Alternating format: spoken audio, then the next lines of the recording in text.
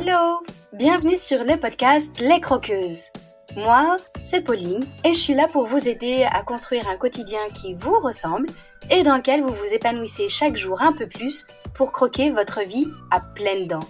Dans les épisodes, seul ou avec mes invités, je vous partage des réflexions, des astuces, des inspirations et des outils pour vous remettre en mouvement. Le tout avec ma bonne humeur et beaucoup de pétillance, comme d'habitude. Allez, c'est parti, préparez-vous, on y va. Bonjour les croqueuses et bienvenue dans un nouvel épisode de votre podcast préféré. Aujourd'hui, comme chaque mois, c'est un nouvel épisode spécial Boost qui, j'espère, va vous donner une véritable dose d'énergie et de motivation, parsemée de citations pour appuyer encore plus ce qu'on partage là ensemble. On va parler d'un thème essentiel qui est « Rien ne changera si t'attends que ça vienne des autres ». Parce que mes chères auditrices, il est temps de réaliser que le changement commence en nous-mêmes et que nous devons prendre nos responsabilités pour transformer notre vie. J'ai remarqué que beaucoup d'entre nous, à un moment donné, ont déjà ressenti le besoin, l'envie d'un changement dans notre vie, qu'il s'agisse d'une carrière épanouissante, de relations sociales qui soient géniales et épanouissantes, d'une super santé du tonnerre. Mais finalement, en fait, sur toutes celles qu'on a envie, combien ont tendance à attendre que ces changements se produisent comme par magie, avec une super baguette magique, et que quelqu'un d'autre vienne résoudre nos problèmes et transformer notre réalité. Mais si, les croqueuses, ça vous dit rien, les magnifiques contes de fées où la princesse est emmenée sur le beau cheval du prince qui va faire de sa vie un véritable conte de fées? Et donc, comme ça n'existe pas, on finit par procrastiner dans cette vie plan-plan qui ne nous épanouit pas. Trop souvent, on attend que les circonstances changent et que les autres prennent des décisions à notre place, en fait. Mais, vous savez quoi? C'est une erreur. Si on veut vraiment croquer la vie à pleines dents, on doit être les actrices de notre propre changement. Donc, les croqueuses, j'ai une nouvelle pour vous. C'est à vous de prendre les rênes de votre vie. Vous êtes les seuls à pouvoir apporter les changements nécessaires pour atteindre vos objectifs et vivre la vie qui vous plaît. Oui, ça fait peur. Oui, il y a des risques. Oui, on peut se planter, on peut se gameler. Mais dans tous les cas, ça fait grandir, ça fait évoluer quand on s'y met, quelle que soit l'issue, quelle que soit la façon dont on évolue là-dedans. Il est temps de prendre conscience de votre pouvoir personnel.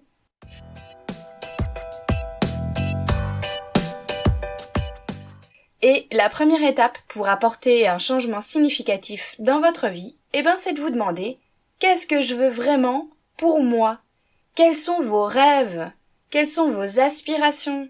Quels sont vos objectifs? Vous prenez le temps de les identifier, de les visualiser clairement.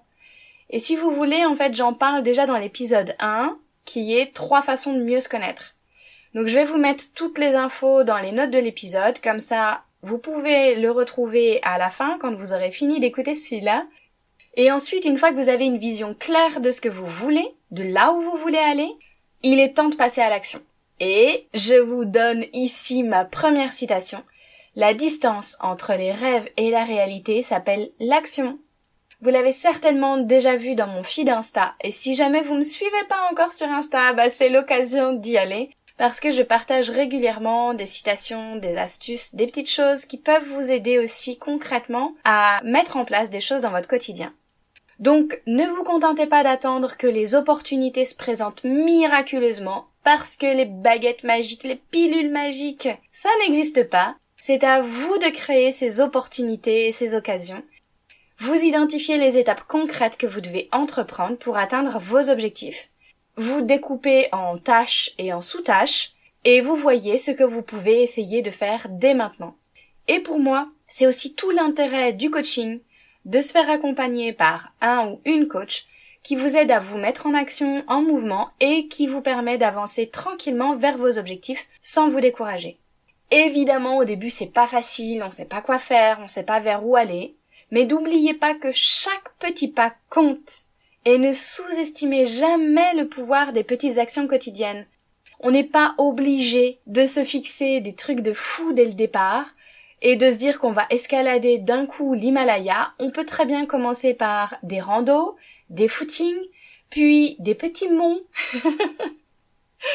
Et au fur et à mesure, on va se fixer des objectifs de plus en plus grands. Mais, au début, on commence par des petites actions quotidiennes qui vont s'additionner et qui vont finalement vous rapprocher de vos rêves, une étape à la fois. Ce qui m'amène à la citation numéro 2 qui est « Le succès est la somme de petits efforts répétés jour après jour ». Et celle-ci, elle est de Léo Robert Collier. Je trouve ça hyper important de se rappeler que le chemin vers le changement, parfois, il y a des imprévus, il y a des obstacles, il y a des embûches. Et oui, la vie nous offre pas toujours ce qu'on avait prévu ou imaginé, même si on a envie d'aller à tel endroit, peut-être que c'est pas du tout là où on va arriver, ou en tout cas que c'est pas avec une belle ligne droite bien tracée qu'on va y arriver. La vie nous réserve des surprises aussi. Il y a une métaphore qui est vraiment chouette et qu'on retrouve aussi dans le film Forrest Gump sur la vie c'est comme une boîte de chocolat, on ne sait pas sur lequel on va tomber. Et moi personnellement, quand j'ouvre les boîtes de chocolat, je les sélectionne parce que certains me plaisent, d'autres beaucoup moins. Et donc dans votre quotidien, c'est exactement la même chose par rapport à ce que vous planifiez, à ce que vous imaginez et finalement le résultat que vous obtenez qui est pas toujours celui que vous aviez anticipé. Par contre, laissez pas les échecs ou les obstacles vous décourager. Apprenez de chaque expérience et utilisez-les comme des opportunités d'apprentissage et de croissance. Et on arrive à la 3e citation. L'échec, c'est pas l'opposé du succès. Il fait partie du succès. Et c'est de Arianna Huffington. Justement, il y a des entrepreneurs qui disent que le succès se mesure au nombre d'échecs qu'on a traversés, pour lesquels on a dû mettre en place des stratégies, des contournements, des détournements, pour réussir malgré tout à atteindre notre objectif qui peut-être va évoluer en cours de route, qui peut-être va être un peu différent de ce qu'on avait imaginé au départ, mais en mettant en place ces stratégies-là, finalement, on va peut-être même encore plus loin. Et donc, il y a une 4e citation de Nelson Mandela qui est très très connue, qui est « Je ne perds jamais. Soit je gagne, soit j'apprends ». Et celle-ci, je la trouve géniale, surtout quand on connaît le parcours de Nelson Mandela et la capacité de résilience dont il a fait preuve. Donc le pouvoir du changement réside en vous, réside en nous. Il faut arrêter d'attendre que les autres nous offrent des opportunités, des solutions toutes faites sur un plateau. Ça n'existe pas. Prenez le contrôle de votre vie et agissez.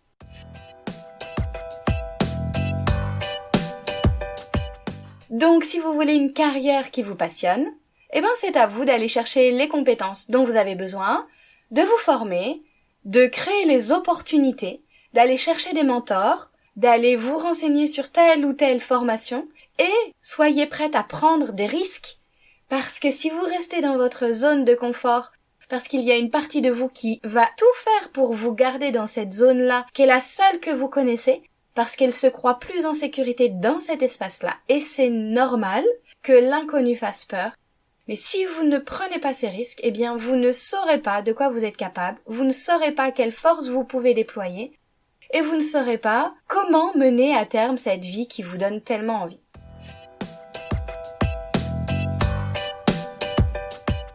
En 2e point sur les relations sociales, si vous attendez que quelqu'un d'autre que vous comble, vous rende heureuse, réponde à toutes vos attentes, vous risquez d'être déçu.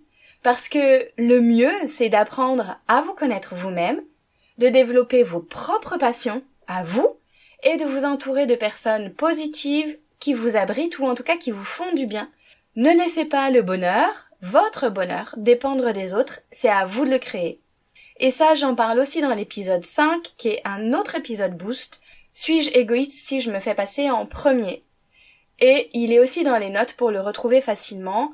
L'idée, c'est de pouvoir comprendre à quel point c'est important de vous faire passer en priorité, de vous faire passer en premier, et d'être vous-même à l'origine de vos plaisirs et de votre accomplissement personnel, sans attendre que ça vienne de l'extérieur et que quelqu'un le fasse pour vous.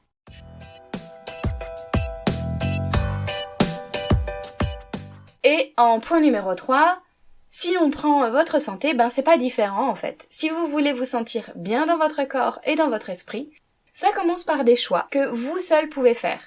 Sur ce que vous allez manger, sur les exercices physiques que vous allez faire, sur le temps que vous vous accordez pour prendre soin de votre corps, de votre bien-être émotionnel, tous les outils, toutes les lectures, tout ce que vous mettez en place pour prendre soin de vos émotions, pour prendre soin de votre corps.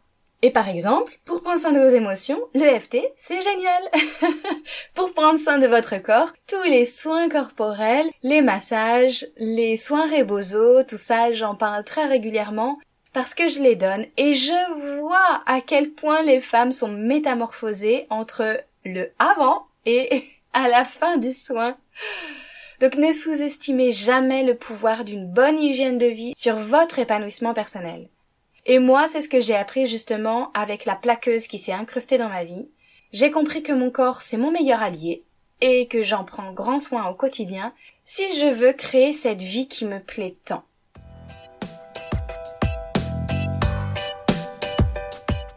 Et oui, je sais que c'est pas toujours facile et même que le changement, ça fait peur. C'est ce que je disais par rapport à cette partie de vous qui cherche à vous garder dans votre zone de confort, dans cette zone de sécurité. Et en sortir, ça demande du courage.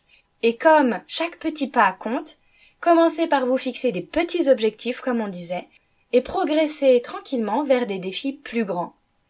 Vous avez déjà en vous la force et la détermination nécessaires pour créer la vie dont vous rêvez, et ça, vous pouvez en être certaine. Si vous écoutez ce podcast, si vous êtes déjà en train de rêver à tout ce que vous pourriez faire, c'est que vous avez tout à l'intérieur de vous.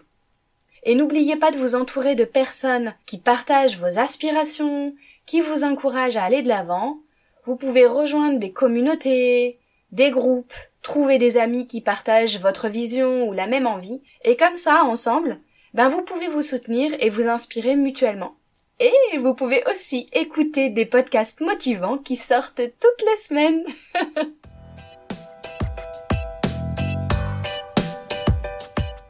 Alors les croqueuses, il est temps de passer à l'action.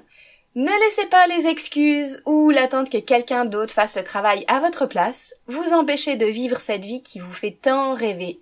Prenez les choses en main, fixez vos objectifs et donnez-vous les moyens de les atteindre. Et je suis sûre que vous êtes déjà des femmes motivées et courageuses, capables de réaliser de grandes choses. Ne sous-estimez jamais votre potentiel.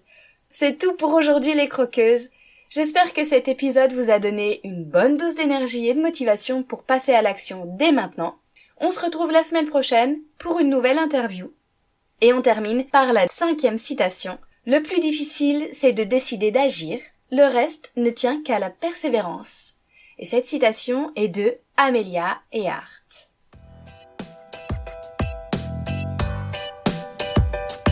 Et voilà les croqueuses, c'est la fin de cet épisode. Merci à vous de l'avoir écouté jusqu'au bout.